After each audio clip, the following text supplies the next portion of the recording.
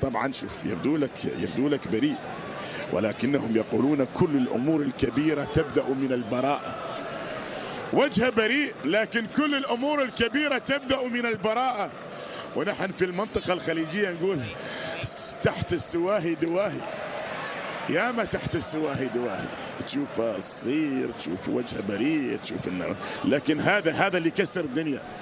هؤلاء هم اللي يكسرون الدنيا، هؤلاء هم من يصنعون العجب.